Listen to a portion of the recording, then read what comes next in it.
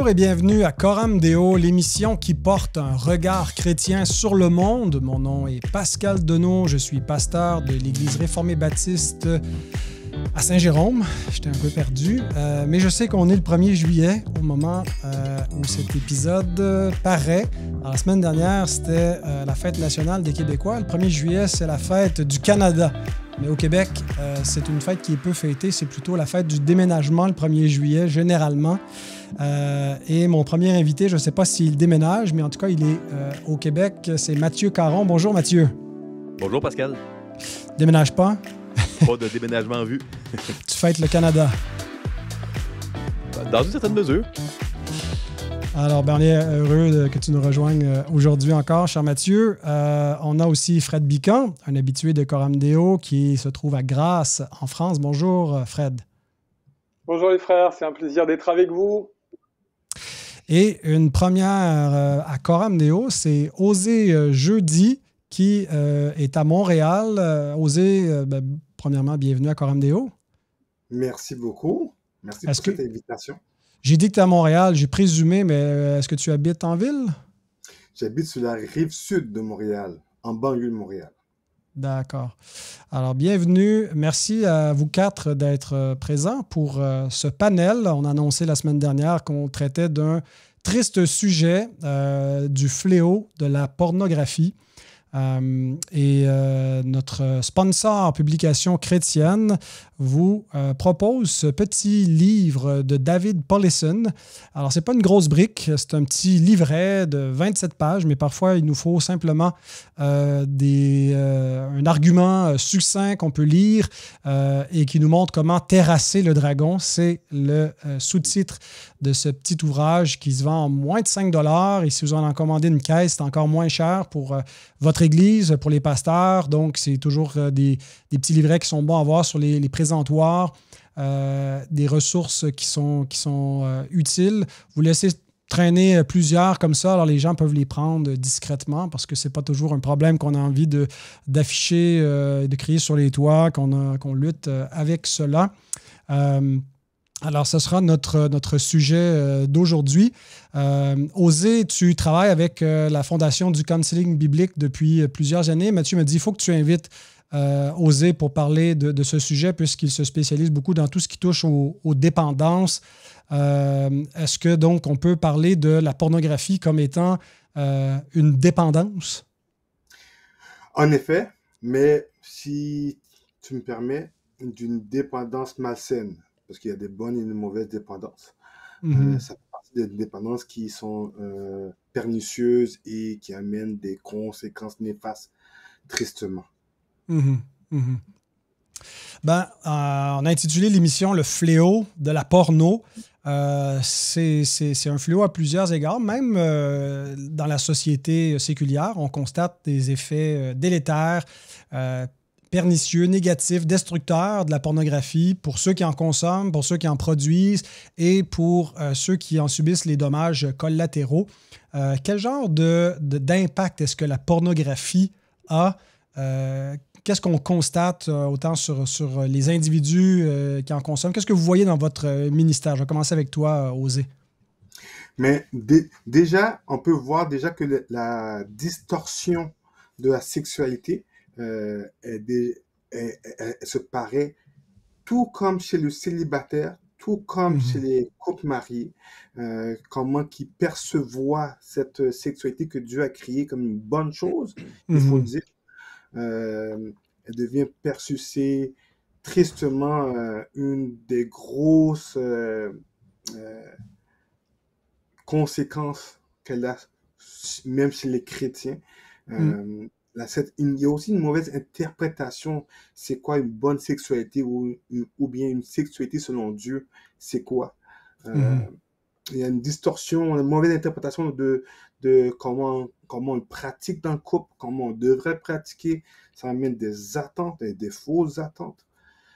Une des choses que beaucoup vues, c'est que le monde, il y a différentes raisons que les gens commencent à consommer la pornographie.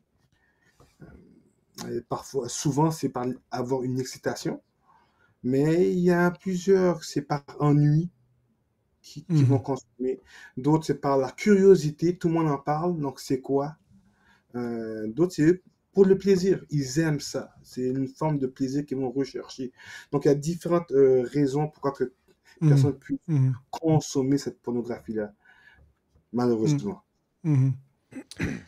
Mathieu, de ton côté, est-ce que parler de la porno comme d'un fléau, est-ce que c'est trop fort ou est-ce que les impacts nous permettent de dire que c'est une forme de fléau? Non, c'est pas exagéré d'en parler comme un fléau. C'est un fléau chez les hommes et chose moins discutée chez un très grand nombre de femmes également. Et c'est très important d'en parler d'une manière biblique pour qu'on puisse aller chercher dans la parole de Dieu toute la puissance qui est à notre disposition.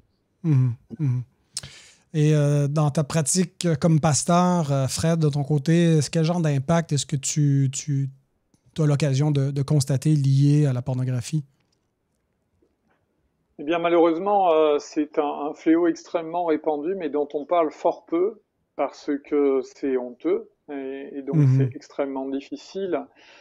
J'imagine mal arriver un dimanche matin au culte en disant ce matin, le sujet du message, ce sera la pornographie en 3 points, parce que ça mettrait tout le monde mal à l'aise et ce serait probablement pas la bonne manière d'aborder ce sujet.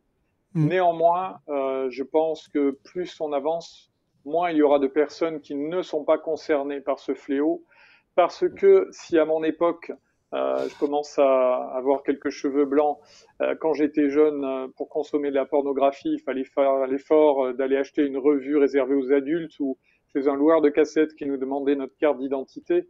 Aujourd'hui, n'importe quel enfant en primaire, en école primaire, pour nous, le primaire en France, c'est entre 7 et 10 ans. Voilà, l'école primaire, avant même d'accéder au collège ou au lycée, les enfants ont des téléphones et ce qui les sépare de la pornographie, c'est juste un petit message qui dit « Est-ce que tu as 18 ans ?» et s'ils cliquent « Oui », ils peuvent accéder à des contenus qui seraient déjà toxiques pour des adultes. Et on a une génération qui, malheureusement, prend l'habitude d'être confrontée à la pornographie alors même que elle n'est pas encore entrée dans la puberté, c'est-à-dire que c'est des comportements et des images qui commencent à faire des dégâts chez des enfants ou chez des jeunes préadolescents, alors que leur sexualité n'a pas démarré réellement sur le plan hormonal ou qu'elle a tout juste démarré. Et donc on va avoir une génération de personnes dont la manière de concevoir la sexualité est abîmée et tordue et pervertie d'une façon qui est dramatiquement, quasiment irrémédiable, en tout cas au niveau de la société, à tel point qu'en France, qui pourtant est une société très séculière, très laïque et qui ne veut pas mélanger de notions religieuses avec le fonctionnement de l'État, les autorités publiques s'en préoccupent parce que beaucoup de chefs d'établissement scolaires s'aperçoivent qu'il y a des enfants très jeunes qui consomment régulièrement de la pornographie et que c'est pas l'inaptitude des parents à contrôler le téléphone de leurs enfants qui va les empêcher de continuer. Donc ça, c'est un fléau de société.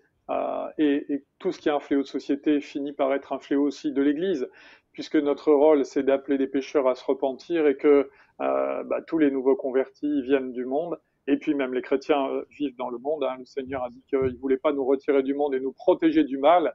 Et je crois que là, on est au cœur du sujet. Comment être protégé de ce mal qui pourtant, hormonalement, nous attire. Et j'aimerais juste dire, avant de vous rendre la parole, qu'il ne fait pas de doute que la pornographie est un mal. Je dis ça parce qu'il y a parfois des gens qui se disent, si je consomme de la pornographie, finalement, quel impact ça a qu'est-ce que je fais de mal? Je ne fais que regarder des choses discrètement sur mon PC, sur mon téléphone. Je ne suis pas en train de maltraiter quelqu'un, je ne fais pas un acte. Et c'est un mensonge, bien sûr. Quand on regarde de la pornographie, on implique nos yeux, on implique des choses qui ont été filmées avec des acteurs, des actrices parfois très maltraités. C'est une manière aussi de finalement d'encourager une industrie qui maltraite les femmes. Beaucoup d'actrices du porno font ça à leur corps défendant. Une fois qu'elles sont tombées là-dedans, elles peuvent plus dire non. Et ça a des conséquences. Et puis, toutes les filières qui en profitent parce qu'il y a énormément d'argent. Donc, oui, c'est mal. Et c'est mal. Et si vous permettez, je voudrais juste lire, il me semble, un texte qui est fondateur parce que la question de la pornographie, elle doit être prise de façon globale sur que veut Dieu par rapport à la sexualité de l'homme et de la femme. Et il me semble qu'il y a un texte qui est majeur dans le Nouveau Testament, qui est un Corinthiens 7, où Paul y définit quel doit être le cadre exclusif de la sexualité selon Dieu dans la vie des enfants de Dieu. Eh bien, c'est le mariage. Et il dit, par exemple, 1 Corinthiens 7, je vous lis juste quelques versets à partir du verset 5. Ne vous privez pas l'un de l'autre, si ce n'est d'un commun accord pour un temps, afin de vous consacrer au jeûne et à la prière, puis retournez ensemble de peur que Satan ne vous tente à cause de votre manque de maîtrise. Il est en train de parler donc de la vie de couple. Je dis cela comme une concession, non comme un ordre. Je voudrais que tous soient comme moi, c'est-à-dire célibataires et abstinents, mais chacun tient de Dieu un don particulier, l'un d'une manière, l'autre d'une autre. À ceux qui ne sont pas mariés et aux veuves, je dis qu'il est bien pour eux de rester comme moi, mais s'ils ne peuvent pas se maîtriser, qu'ils se marient, car il vaut mieux se marier que de brûler de désir. En lisant ce texte dans son ensemble, on s'aperçoit que pour un chrétien qui veut être agréable à Dieu dans sa vie sexuelle, eh bien, pour qu'elle soit bénie, il faut qu'elle se déploie dans le cadre d'une vie conjugale légitime entre un homme et une femme unis devant Dieu et nulle part ailleurs. Autrement dit, toute sexualité doit impliquer être dirigée vers mon conjoint et vers personne d'autre. Et toutes les pratiques sexuelles qui sortent de ce cadre-là, eh bien, doivent être mises entre les mains du Seigneur parce qu'elles ne lui sont pas agréables. Ouais. Merci, Fred, de nous rappeler le cadre moral dans lequel on doit juger de cette chose-là, qui est généralement absent de l'analyse du monde séculier, des médias, quand ils constatent qu'il y a un problème, effectivement, de société, mais ils ne vont jamais adresser la raison morale. Et c'est la raison fondamentale qui en fait un problème, qui a d'autres répercussions. Mais une des choses, moi, que je constate dans mon ministère, lorsque quelqu'un vient vers moi pour me confesser ce péché, généralement, c'est sa conscience qui l'accuse. Donc, il a une mauvaise conscience et c'est un impact important qui va entraver la vie spirituelle, qui empêche vraiment un épanouissement, mais qui empêche toutes sortes d'autres épanouissements aussi. Et Jésus dit finalement que cette sorte de convoitise sexuelle qui n'est pas maîtrisée peut nous rendre dignes de la géhenne. Alors, il faut faire des mesures parfois très radicales pour pouvoir prendre le dessus, parce que c'est effectivement un péché. On peut, dans une société très thérapeutique, puis on veut tout médicaliser, mais il faut aussi garder les paramètres spirituels pour analyser ces choses-là. Donc, c'est un péché qui n'est pas non plus sans victime, comme tu le rappelles, Fred. Quelles sont donc les personnes qui sont touchées, qui sont victimes de l'industrie du porno? Osée, qu'est-ce que tu répondrais à cette question? D'emblée, je répondrais tous, toute la population. Comme un peu Fred a dit, comme Mathieu et Fred a dit, les filles, les garçons, les adultes, les enfants de l'âge primaire, les aînés, on les oublie parfois. Les jeunes adultes, les adultes. Pour de vrai, dans ma pratique, j'ai vu tout ce monde-là de manière très régulière, tristement. Parce que très souvent, on pense que la pornographie consommée n'a pas d'influence, c'est moins pire, et c'est pas trop grave que des relations sexuelles réelles. Ça a très peu d'impact. Même dans un couple marié, quelle image qu'ils vont avoir rendue à se marier. Ils vont vouloir répéter qu'est-ce qu'ils ont vu, qu'est-ce qu'ils ont consommé dans le couple. Et de là, ça fait des ravages. Donc, vraiment, tous, tout comme ceux qui consomment, ceux qui en produisent aussi. Et si je peux me permettre, on parle de pornographie, mais j'aimerais juste amener un petit terme, la soft porn, un terme qui est un peu nouveau pour dire, mais c'est toute image, réelle ou non, donc ça peut être les pensées, qui qui nous amène à avoir une excitation sexuelle. Il n'y a pas de statistiques sur la soft porn en tant que telle, mais dans ma pratique, ce que je constate, c'est peut-être minimum 4 à 5 fois pire que la pornographie, les effets de cela. Donc, c'est beaucoup plus profonde à quoi ce qu'on a à faire, qu'on a en face, à prendre garde et à éduquer. C'est très subtil et très caché. Mmh. Mmh. Mathieu, est-ce que ça existe encore des personnes qui sont immaculées par rapport à ce problème-là, c'est-à-dire des gens qui n'en ont jamais consommé? Je me souviens, il y a quelques années, il y avait un projet de recherche, il me semble, c'était soit l'Université de Montréal ou McGill, qui voulait faire des études, je ne sais plus si c'est sur le cerveau, est-ce que c'était neurologique ou autre, sur les impacts de la pornographie là, sur la santé mentale ou les impacts concrets là, sur les organes, sur le cerveau. Et ils n'ont trouvé aucun candidat qui n'en avait jamais vu. Ça prenait donc des gens qui s'y exposent et des gens qui n'en avaient jamais vu, ou en tout cas, personne s'est présenté. Est-ce qu'il y a des gens finalement qui sont complètement à l'abri où on ne peut même pas penser que c'est encore possible? On en voit de temps en temps. Maintenant, la tâche d'Adam se matérialise de différentes formes, de différentes manières chez les êtres humains. Puis, bien que ça soit certainement un fruit, un œuf de la chair, devrais-je dire, pas un fruit, un œuf de la chair très fréquent pour toutes sortes de raisons, de temps en temps, mais c'est un fléau. C'est un fléau. Un des aspects particuliers de ce phénomène, là, c'est l'espèce d'addiction, de dépendance psychologique, on peut dire, là, de consommer, de regarder, d'utiliser de la pornographie. Peut-être tu peux nous aider, oser à comprendre qu'est-ce qui fait qu'on crée une dépendance vis-à-vis de la pornographie. Parce qu'assez souvent, il y a des gens qui sont même dégoûtés d'être encore attirés, mais sont incapables de s'empêcher d'y revenir. Alors, pourquoi est-ce qu'il y a ce cercle vicieux, ce pattern? Comment est-ce que ça se développe? Mais la pornographie, il faut savoir, de préalable, sert en général de exutoire lors des situations stressantes, désagréables, qu'on peut vivre, anxiogènes parfois, et qui perdurent dans le temps.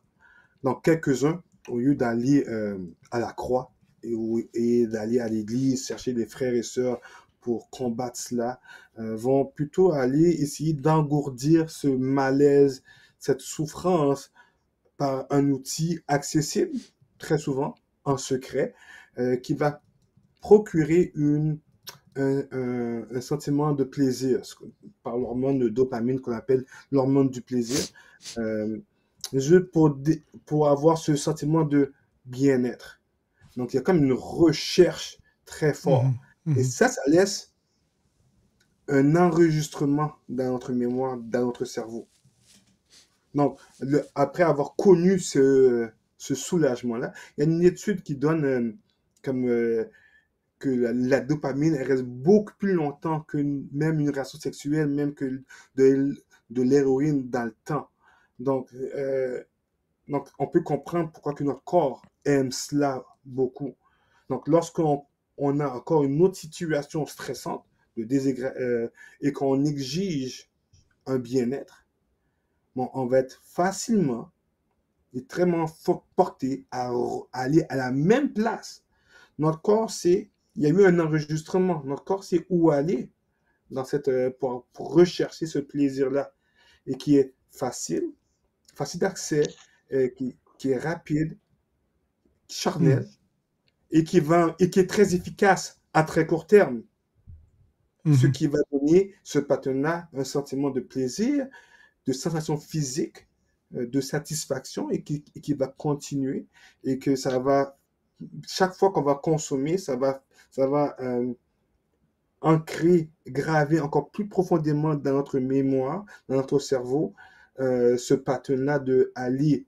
Et ça va avoir de moins en moins d'effets. Donc, il va falloir consommer de plus en plus. Et là, nous répétons cela comme cela. Donc, c'est ça qui devient un esclavage. Donc, c'est pas seulement un péché, mais aussi un esclavage de péché. Hmm. Qu'est-ce qu'on sait réellement là, au niveau des études de l'impact de la consommation de pornographie sur la santé mentale et physiquement sur le cerveau? Là? J'avais entendu dire que de s'exposer à la pornographie vient refaire en quelque sorte des connexions notre cerveau. Est-ce que c'est vrai ça ou c'est des légendes urbaines?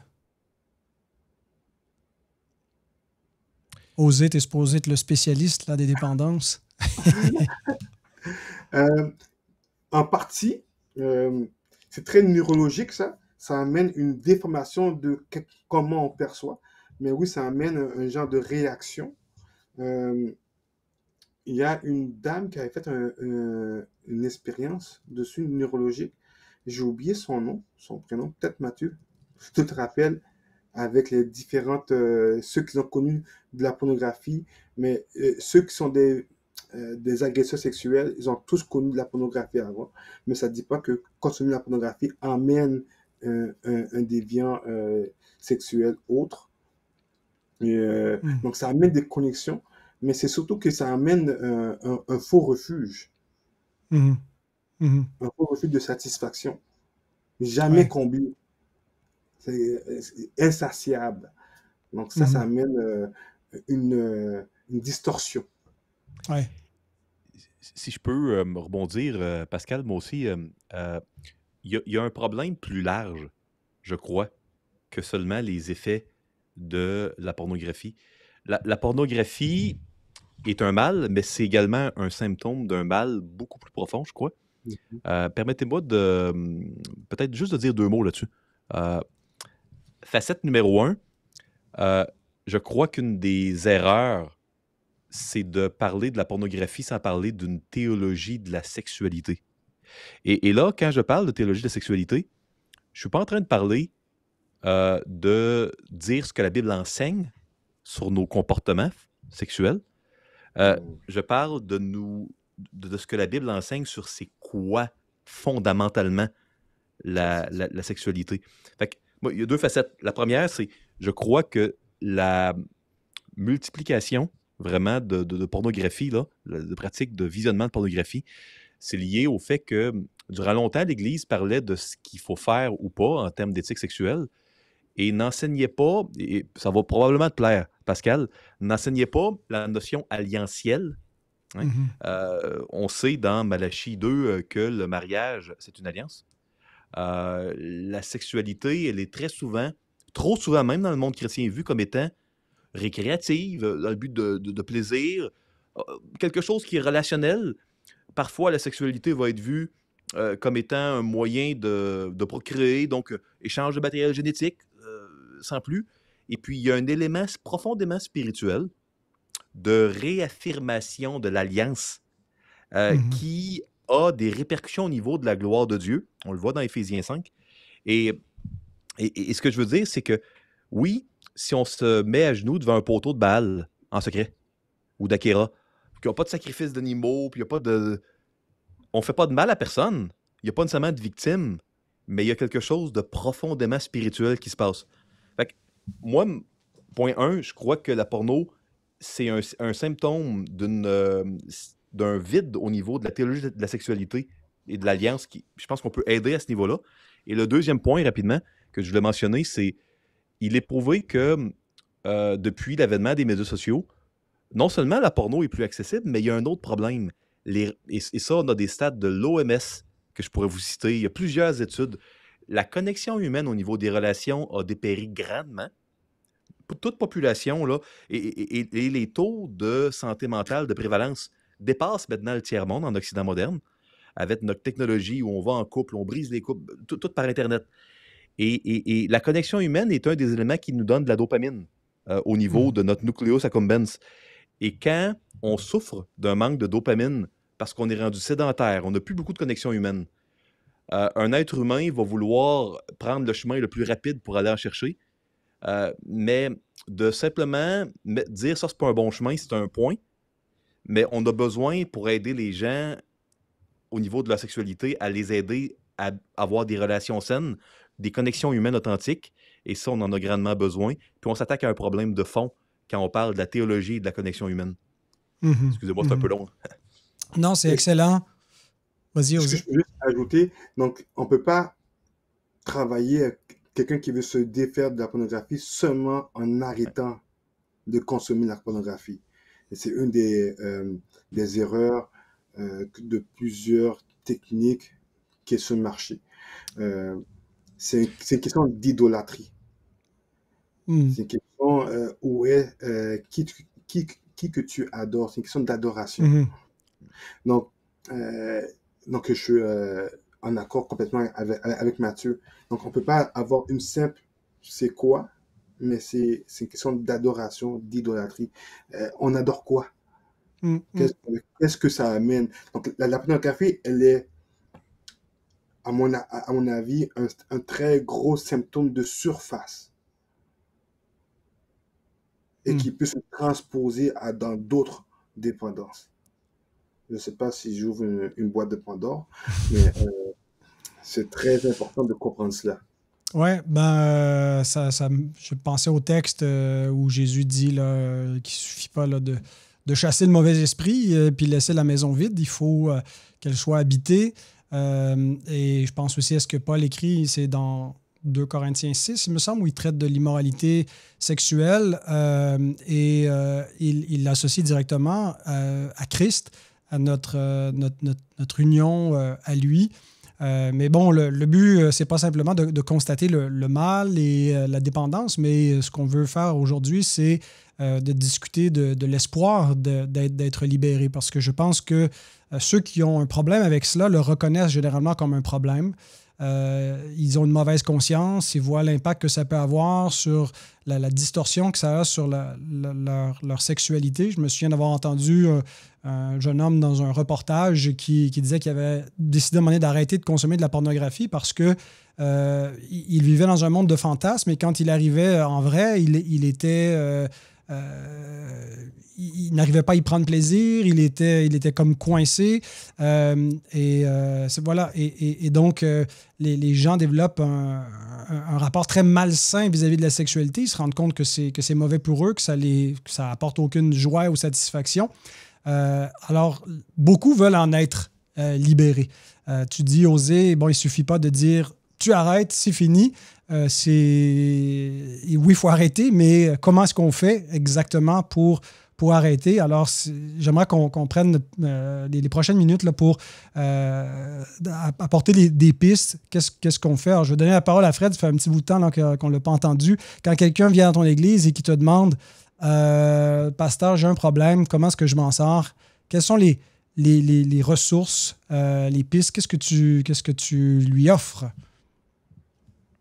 Alors, moi, ce que j'aimerais dire, c'est que, au-delà de tout ce qu'on a dit sur le plan physiologique, quand on est confronté à cette tentation très forte, moi, j'ai l'impression qu'on est très, très proche de ce que décrit Paul en Romains 7, c'est-à-dire « Malheureux que je suis, je ne fais pas le bien que je veux et je fais le mal que je ne veux pas ». La pornographie, ça impacte. Ça concerne des gens qui sont chrétiens, qui aimeraient marcher avec le Seigneur, mais qui se trouvent confrontés à une telle force du péché qui est rémanent, qui est encore en eux, avant d'en être délivrés de façon définitive quand le Seigneur reviendra, qu'ils y succombent, parce que, comme disait mon prof de théologie à la faculté Jean Calvin, Paul Wells, le problème avec notre péché, c'est qu'on l'aime bien. Et donc, on en revient au problème de l'idolâtrie qu'a mentionné Osée. Et donc, ce que j'aimerais dire, c'est que j'aimerais dire aux gens qui nous écoutent et pour qui c'est un problème, on vous comprend. On est tous dans une situation humaine en tant que chrétiens où notre péché, d'une manière ou d'une autre, nous tiraille. Et on est à une époque où ce péché-là tiraille d'autant plus facilement qu'il est accessible sur tous les téléphones. Donc il ne faut pas, dans un premier temps, vous décourager en vous disant, premièrement, je suis seul à être concerné. Deuxièmement, il n'y a pas d'issue, parce qu'à chaque fois que j'essaye d'arrêter, je recommence. Si vous êtes dans une relation de dépendance, de dopamine qu'on a décrite, et aussi d'attirance pour quelque chose qui normalement devrait être naturel, c'est finalement c'est par le biais de notre nature sexuée que le péché nous attire, hein, bien sûr dans la mauvaise direction, mais néanmoins, toutes ces choses-là, eh bien, elles existent. Et il ne faut pas se décourager parce que en 2 semaines, si vous avez décidé d'arrêter et que malgré cela, vous continuez d'être attiré et de temps en temps de trébucher, vous découragez. Et vous savez, la petite voix qui finit par vous dire euh, arrête de prier. Ça fait 25 fois que tu confesses ce péché, tu te moques du Seigneur, il ne va plus t'entendre.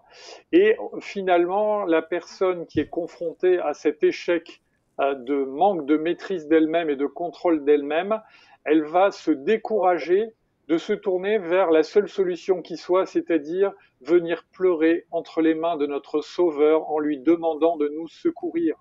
C'est en grandissant dans notre communion avec Jésus-Christ, en grandissant dans notre piété et en confessant sans cesse notre péché, que nous allons pouvoir en sortir définitivement et de façon solide et fiable. Si vous faites l'impasse, si vous dites ça fait 25 fois ou 100 fois que je prie et que maintenant je pense que je n'y arriverai pas, donc j'arrête, eh bien vous faites une impasse sur la seule solution.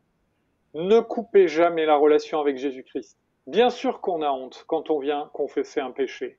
Et c'est le signe que vous avez le Saint-Esprit en vous qui vous travaille et qui vous montre que ce que vous avez fait est mal. Mais faites-le. Vous avez péché 1000 fois, confessez-vous 1000 fois. Vous avez péché 10 000 fois, confessez-vous 10 000 fois. L'accès que nous avons auprès du Père, il est largement ouvert, pas parce que nous sommes bons et gentils et agréables à Dieu par nature, parce que nous avons un médiateur saint et parfait qui a payé pour que nos péchés soient effacés et pour que nous ayons un plein accès au Père. Et si nous avons commis une faute, eh bien nous avons Jésus-Christ le juste qui est à la droite du Père et qui intercède pour nous en notre faveur. Et quand 1 Jean écrit cela, il écrit à des chrétiens, il n'écrit pas à des païens qui sont dans la rue et qui doivent se convertir. Donc ne vous découragez pas jamais de venir confesser vos fautes. Pour moi, ça c'est fondamental. Et s'il vous faut 3 ans, 5 ans pour en sortir, eh bien prenez 3 ans et 5 ans. Alors n'utilisez pas mes paroles pour faire durer le plaisir, hein, si j'ose dire. Ce serait vraiment se moquer du Seigneur. Mais ce que je veux dire, ne croyez pas qu'on peut... Peut-être qu'il y a des gens qui arrivent à sortir de certaines addictions. J'ai entendu d'anciens drogués ou des fumeurs qui se débarrassaient de leur addiction de façon spectaculaire par la providence de Dieu en quelques heures ou en quelques jours. Et peut-être que ça existe pour des gens qui sont dans la pornographie de façon addictive, mais peut-être que le Seigneur a décidé de vous faire progresser dans votre sanctification à travers cette dépendance. Et quoi qu'il en soit, ne baissez pas les bras. Ça, c'est primordial, fondamental. Et ensuite, il faut essayer de demander de l'aide en étant redevable à une personne du même sexe que soi. Attention, hein, de ne pas tomber d'un péché dans l'autre. Et en se rendant redevable, en allant se confesser, soit quelqu'un qui est responsable, soit un frère, et si c'est une femme, soit une sœur, qui pourra nous aider, prier. Peut-être que l'un et l'autre vont se confesser leurs péchés dans ce domaine-là et grandir ensemble. Et puis aussi, essayer de limiter de façon pratique les risques de tentation. Comme l'a dit Osée, des fois, on est fatigué, on a moins de capacité à résister en fin de journée avec le stress, on a besoin de morale qui se remonte, et au lieu de manger du chocolat, les images de femmes dénudées sur mon ordinateur vont être tout d'un coup très très attirantes, beaucoup plus qu'en plein milieu de la journée quand je suis en pleine forme. C'est le moment d'éteindre l'ordinateur et de ne pas se mettre dans des situations où on va être tenté et où finalement notre corps va nous attirer du mauvais côté et où au fond de nous notre conscience va être étouffée et c'est voilà les mauvais penchants qui vont nous tirer. Donc voilà quelques conseils pastoraux pour encourager et qui recoupent un peu les témoignages que je peux entendre malheureusement et puis que je vois aussi dans mon propre cœur et mes propres pensées. Et une dernière précision, si vous voulez bien, désolé, je parle longtemps, mais dans 1 Corinthiens 7, alors vous allez me dire c'est surtout une solution pour les gens qui sont mariés, puisque les célibataires sont censés être abstinents, mais Paul les encourage à rechercher un conjoint, si pour eux être abstinent est un fardeau trop lourd. Eh bien, je remarque que Paul dit que l'homme et la femme ne doivent pas se priver l'un de l'autre. Et parfois, beaucoup de personnes tombent dans la pornographie parce qu'elles ont affaire à un conjoint qui ne prend pas au sérieux le devoir conjugal et qui ne va pas prendre en compte les besoins de son conjoint. Donc, je ne veux pas dire que l'un doit imposer son rythme de façon brutale à l'autre, pas du tout. Ça doit se faire avec respect, dans un dialogue équilibré, mais on ne peut pas balayer d'un revers de la main les besoins de son conjoint sous prétexte qu'on n'aurait pas le même degré d'intensité dans nos propres besoins. Et il faut qu'on travaille à une forme d'érotisme. Alors, excusez-moi, j'utilise peut-être le mauvais mot, mais je pense à ce texte de l'Ancien Testament qui dit qu'on doit être sans cesse enivré des charmes de la femme de notre jeunesse, biche des amours, etc. Vous connaissez ce texte. Eh bien, on doit retravailler à un érotisme interne à l'égard de notre conjoint, de notre épouse. Moi, je parle en tant que mari à l'égard de ma femme. Je dois retomber amoureux d'elle et je dois entretenir cet érotisme dans sa direction à elle pour que ça soit quelque chose de motivant, de bienfaisant et de bien plus satisfaisant au bout du compte que toutes les images les plus hot que je pourrais consommer sur Internet. Pardon d'avoir été long. Non, c'est excellent, Fred. C'est de très bons conseils. Merci. C'est un programme, en fait. On voit que c'est... on ne peut pas juste rester les bras croisés en se disant Dieu, délivre-moi. Il y a quelque chose aussi à faire. Il y a des moyens à prendre qui commencent par la confession, la repentance, qui est un moyen de grâce pour recevoir. Ce n'est pas à force de recevoir la punition du Seigneur, mais à force de recevoir la grâce du Seigneur qu'on est libéré du péché. Permettez-moi de prendre un instant pour souligner l'importance cruciale de la formation théologique. Je suis très heureux de collaborer avec la faculté Jean Calvin d'Aix-en-Provence. C'est un établissement reconnu pour son enseignement biblique et théologique de très grande qualité. La faculté Jean Calvin offre une formation pour préparer de futurs pasteurs, mais aussi divers serviteurs en les équipant pour répondre à l'appel de Dieu sur leur vie. Que vous envisagiez le pastorat ou souhaitiez simplement approfondir votre compréhension de la Bible, de la théologie, des langues bibliques et de l'histoire du peuple de Dieu, je vous recommande vivement les programmes de la faculté Jean Calvin. Ils sont disponibles aussi bien sur le campus dans la magnifique région d'Aix-en-Provence que via la formation à distance, offrant une flexibilité optimale. Si vous voulez en savoir plus, consultez le site facultéjeancalvin.com. Juste pour faire un lien avec ce que Fred a dit, Proverbe 24:16, le juste tombe 7 fois et il se relève. C'est le contraire du méchant qui est précipité dans le malheur. Donc, il risque d'avoir des rechutes. Ça ne change pas son identité. Je veux juste préciser cela au premier abord.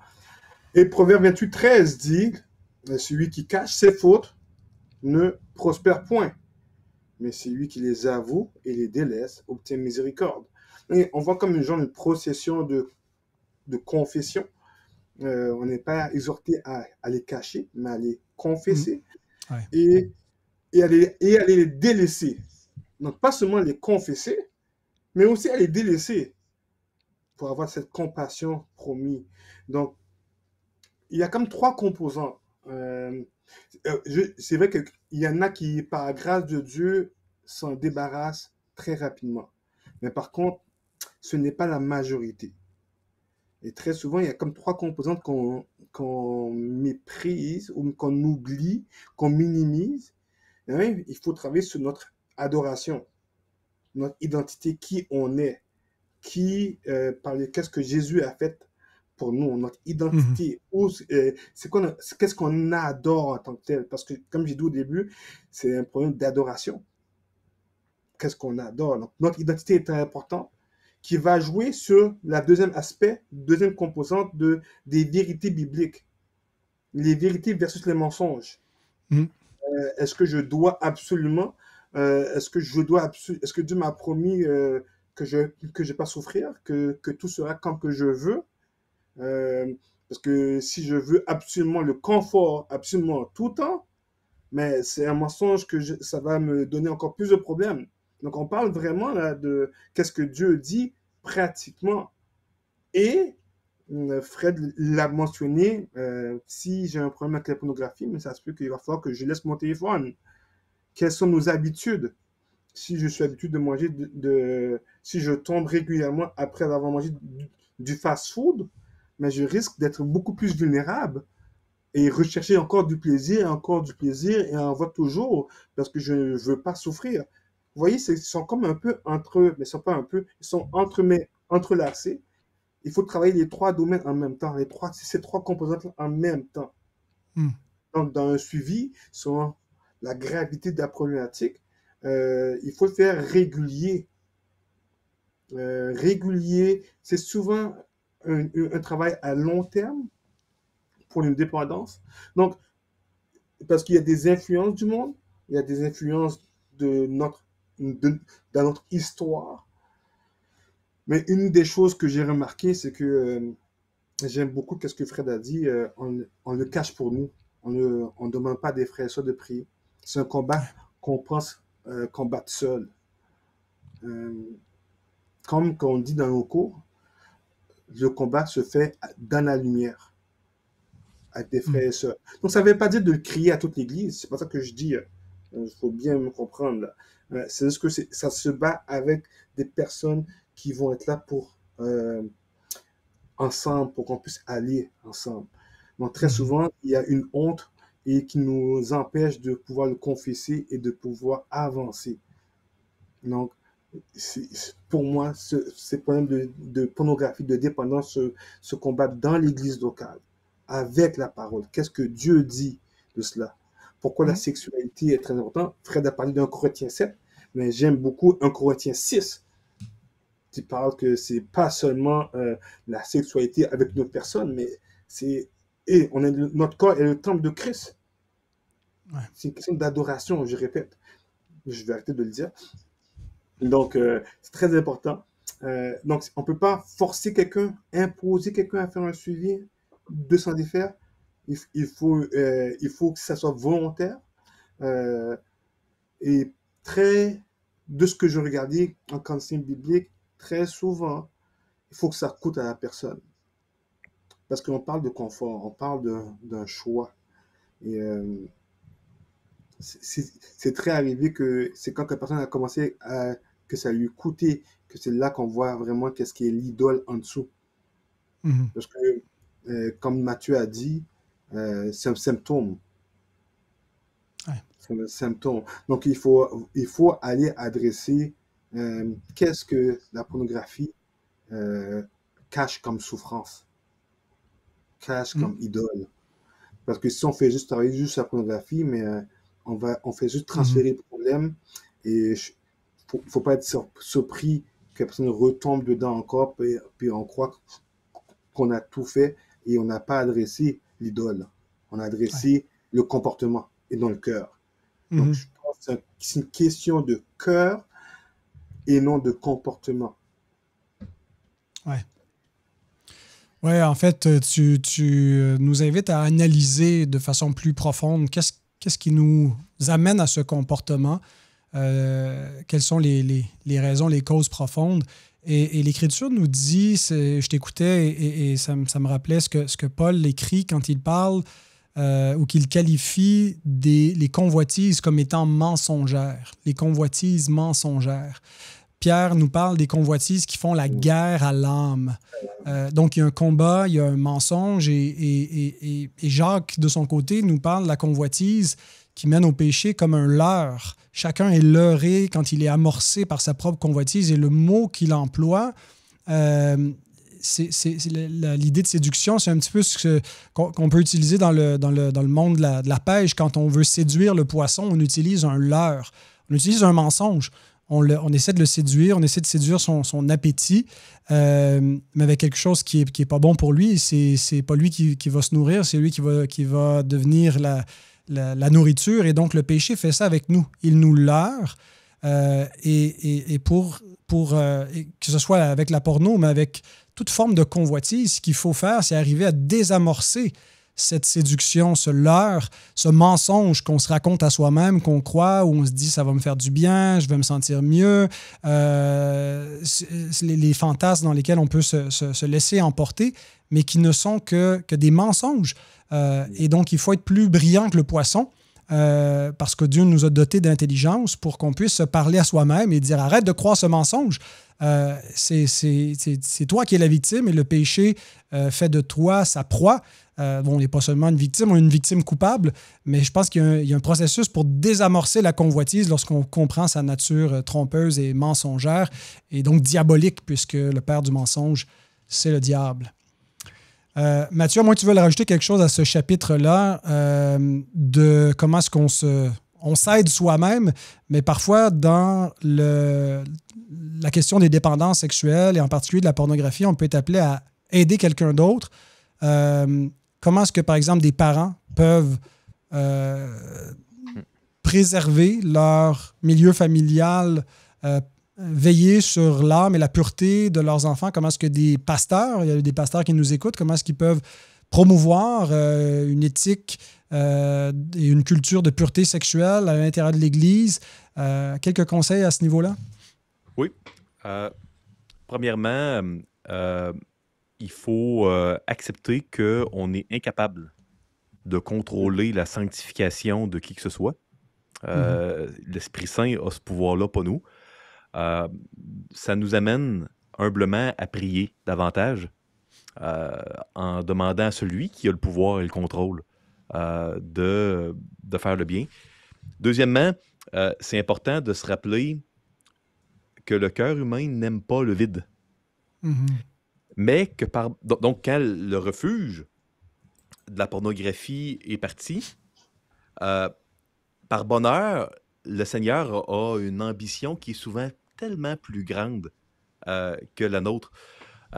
Là où quelqu'un peut désirer avoir un morceau très précis de sa vie qui change, le Seigneur, lui, a une ambition tellement plus grande. Donc, pour moi, je crois que c'est important, comme parent, comme pasteur, comme chrétien, comme chrétienne, de ne pas voir la pornographie comme étant une entité en tant que telle et où la finalité, c'est que ça soit retiré. Bien sûr, on veut que les péchés, et la pornographie en est un, soient retirés. Mais la vie chrétienne à laquelle Dieu nous appelle n'est pas une vie où on s'assure de ne pas pécher. C'est plus que ça.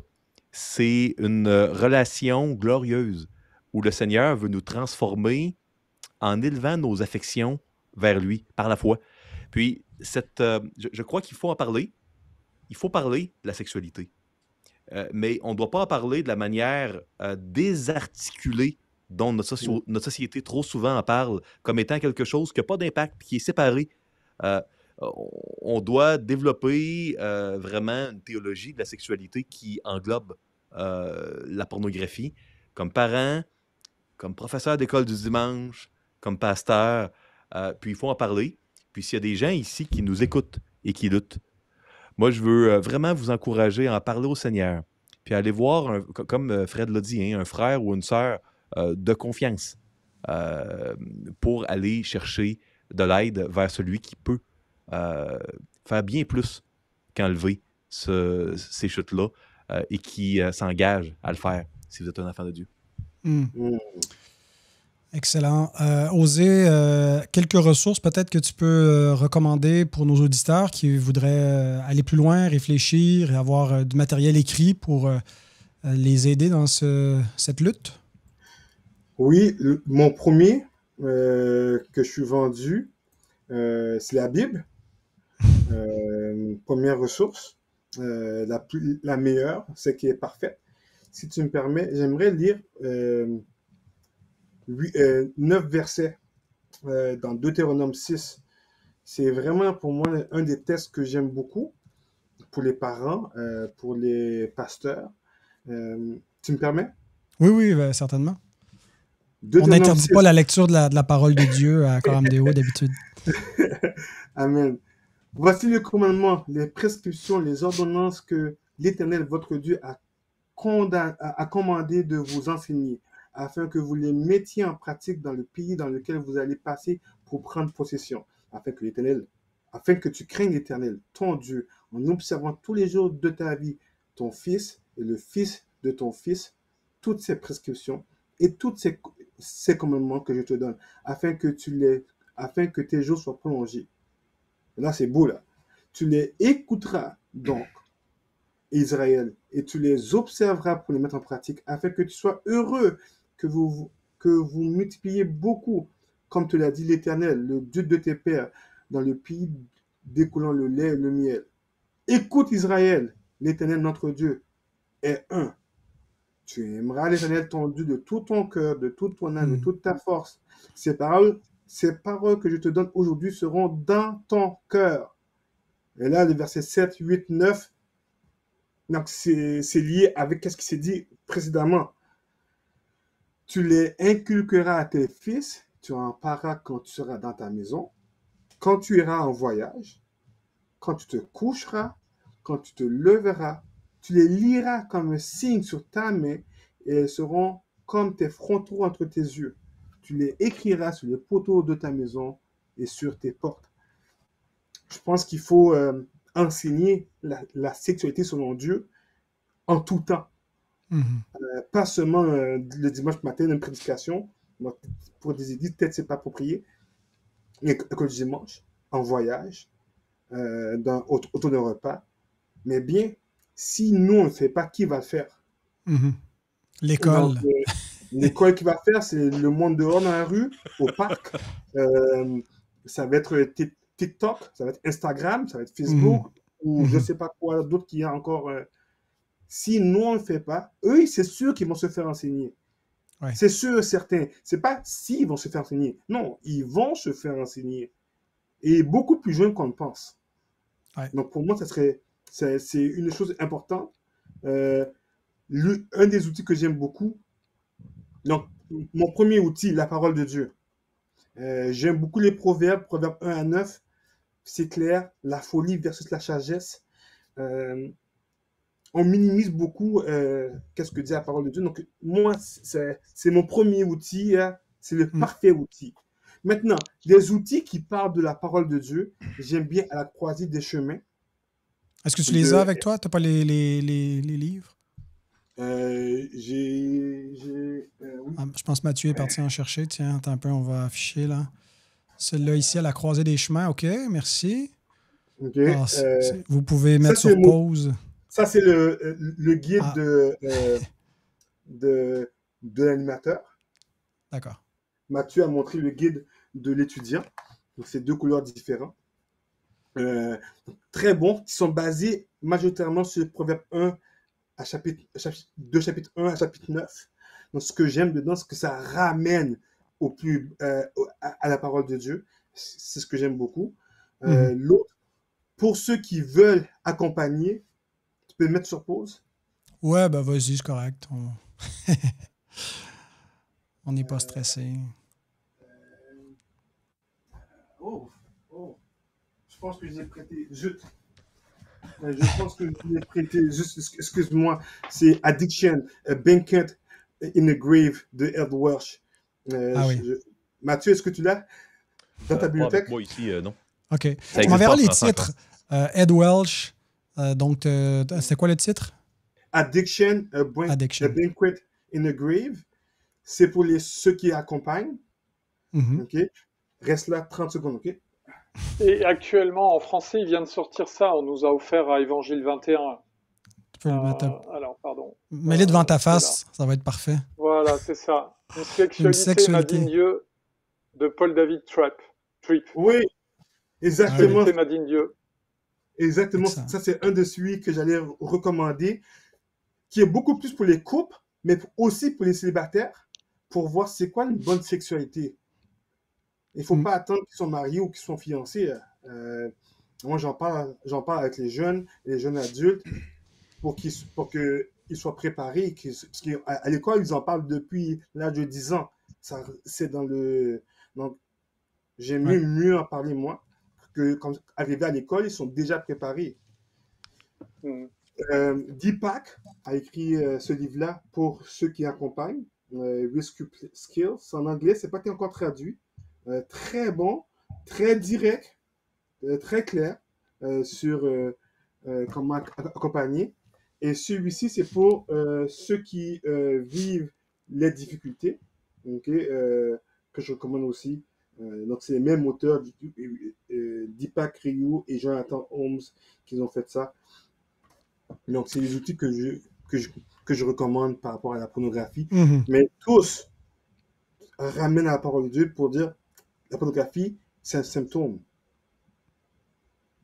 Le problème, c'est le cœur, c'est l'idolâtrie du cœur. C'est un problème de l'amour, hein, puisque le plus grand commandement, c'est d'aimer Dieu de tout son cœur, de toute sa pensée, de toute son âme, de toute sa force. Mais il y a un commandement qui lui est semblable, c'est d'aimer son prochain comme soi-même. Et je pense qu'il faut amener les personnes à voir, par exemple, ceux qui s'affichent à l'écran comme un prochain, comme ces femmes-là, pas juste les voir comme des objets qui sont là pour satisfaire notre plaisir, mais comme une sœur, par exemple. C'est comme ça que Paul exhorte Timothée à voir les femmes dans l'Église en particulier, comme des sœurs ou comme des mères. Et ça change tout, je pense, la perspective qu'on entretient vis-à-vis du prochain et l'amour qu'on lui doit. Et donc, la culpabilité peut faire un bout de chemin, mais l'amour va faire tout le chemin si on apprend à véritablement aimer notre prochain et à aimer notre Dieu suprêmement. Ben, messieurs, je vous remercie beaucoup pour votre participation d'aujourd'hui, cette discussion. J'ai mis aussi en lien dans la description de l'épisode un article que Raphaël Charrier vient de publier sur un peu les horreurs de la porno, en disant que l'industrie du porno est satanique. Donc, on lit cela, puis on est dégoûté et on est aussi enragé vis-à-vis. Et je pense que c'est une sainte colère qui est parfois aussi nécessaire. Il faut détester notre chair et notre péché pour pouvoir désirer la pureté, la sainteté. Mais en tout cas, merci à chacun d'avoir participé aujourd'hui. Merci, Siri. Je ne vous ai pas demandé votre commentaire. Donc, chers auditeurs, je vous annonce en hors propos que je m'en vais en voyage. Je vais commencer mon voyage chez Fred Bican. J'arrive chez vous, Fred, au début pas au début, mais à la mi-août environ. Là, on n'a pas acheté les billets d'avion encore. Là, on est le 1er juillet, mais au moment d'enregistrer, on n'est pas le 1er juillet. Donc, je vais en faire un petit voyage France et Suisse. Et on devrait faire une petite conférence à l'Église de Grâce, je pense, le 17 août, samedi 17 août. En tout cas, je devrais être présent pour le culte du dimanche 18. C'est bien ça, Fred? Absolument. Ça va être en lien, entre autres, avec la sortie de Disciples aujourd'hui. Alors, si vous ne vous l'êtes pas procuré, je vous invite à le faire. Il y a un lien aussi dans la description pour que vous puissiez vous l'acheter. Et puis, le 17 et 18 à Grasse. Ensuite, Fred et moi, on va passer la semaine à Toulon, au camp Théo Sud. Vérifier peut-être qu'il reste de la place pour nous rejoindre, passer une belle semaine sur la Méditerranée, à s'édifier avec la parole de Dieu. Et les discussions, les présentations vont être sur l'Épître aux Colossiens, qui sera exposé. Il y a Fred et c'est Richard Becerra, c'est bien ça? Oui.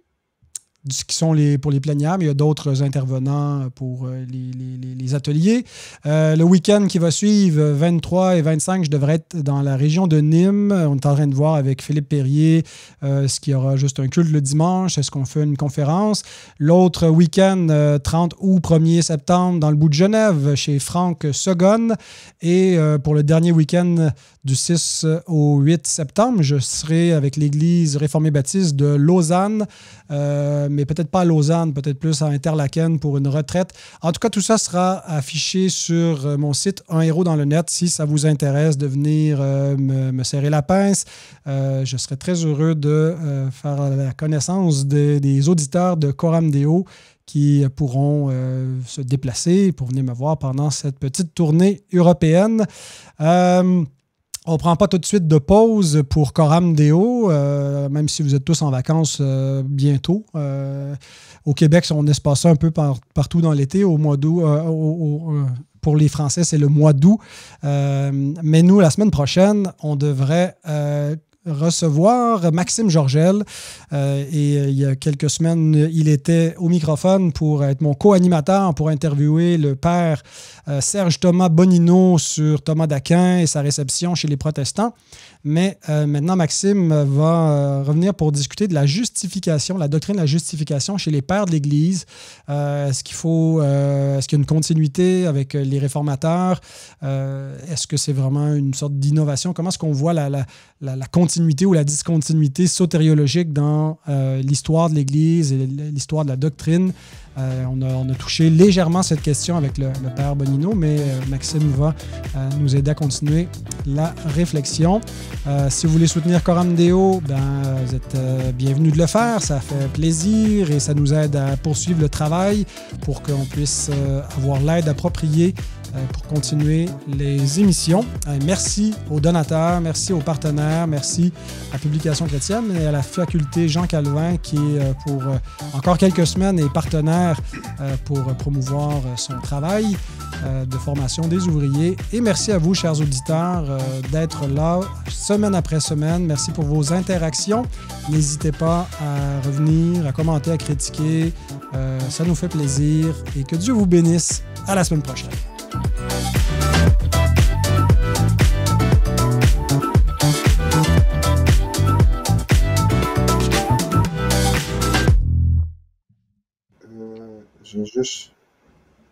Ah, vous m'entendez bien aussi? On t'entend toujours, oui. Là, on t'entend, ouais, très bien. Ouais. Ah, là, je vous entends. Bon, ouais, c'est ça. C'est le miracle. Par défaut, il avait dû muter ton micro principal. Ouais, là, je vous entends. OK. Mais j'ai pas le meilleur micro, par contre. Non, mais c'est bon. Le son non, est t'entends bien. Hein. assez bien. Oui. C'est présent. Le son est riche. OK. Excusez-moi, hein. Le son est riche, puis la voix est riche. Hein? C'est ça. Et les propos vont être riches. Attends un peu, Fred. Là, je vais essayer de t'organiser, là. Mets-le sur le dos, osé du décalage horaire. Moi, je peux tourner mon truc si tu peux tourner l'image. Ouais, c'est donc, voir. Tu peux retourner comme c'était tout à l'heure. Ça t'arrange? Essaye, voir. Alors, peut-être ça va te remettre de côté. Hein. On va voir, tu vas me dire. Attends un peu. Ouais, c'est ça, ça va te remettre de côté, ça semble pas flipper. À moi, est-ce que ton téléphone est le mode landscape est verrouillé, là, le mode Alors je peux regarder. Je sais pas si ça va changer sur ton programme, mais moi je peux me déverrouiller le mode paysage et portrait, ouais. Ah, voilà, là tu parles, mon boy. Là tu parles. C'est bon là? Ouais. Ok, très bien. Pas facile. Excusez-moi, hein? Hier, j'ai enregistré avec Serge Thomas Bonino, là, qui est un monsieur d'un certain âge, et il était pas mal plus geek que vous. Merci, c'est gentil. Le gars, il est à Rome, puis il n'y a pas eu de problème de connexion. Est-ce que vous connaissez Serge Thomas Bonino? C'est le grand spécialiste de Thomas d'Aquin et il est président de l'Académie pontificale de Saint-Thomas. C'est quelqu'un qui me l'a référé. Wow. Et puis, je l'ai interviewé avec Maxime Georgel sur le thomisme et sa réception chez les protestants. Ce qui est bien, c'est qu'il connaît vraiment bien les protestants. Autant les courants évangéliques et la scolastique protestante qui est proche de Thomas d'Aquin que les courants plus libéraux. Et puis, c'était vraiment intéressant.